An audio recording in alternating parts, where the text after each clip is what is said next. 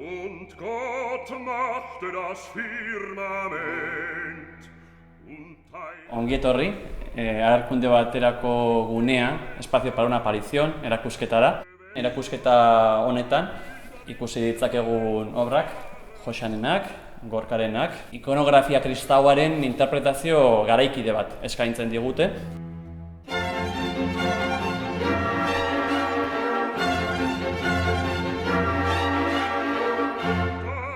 Erakusketa nola sortu zen, Edorta Kortaudi aspalditik ezagutzen dugu, bai Joxanek eta bainik, harreman handia dakagu berarekin, eta Joxan bain dela 13 urte ezagutu nuen, Patxi Politori esker, eta bere lanen argazkiak eginez jabetu nintzen ikonografia lantzen dugula, biok, ikonografia kristaua, eta hor proposamena luzatu nion Joxani, Edortarekin hitz egin, eta 2 urte geroago hemen dago gure pajarada.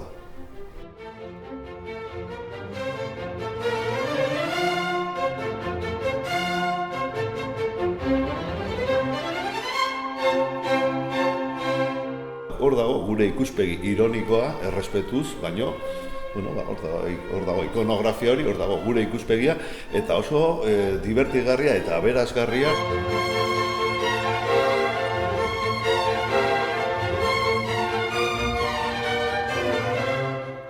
Bai, nolabait izkutuan egindako gauzak izen diaz, ez? Eta karri ditut pieza batzuk sekula ez ditudanak erakutsi. Nolabait argia ikusten dute, ez? Lehenengo aldiz.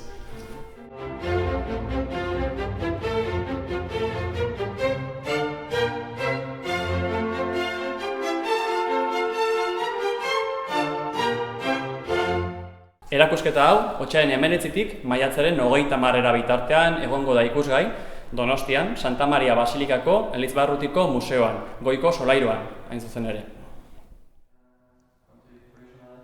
Vale, listo.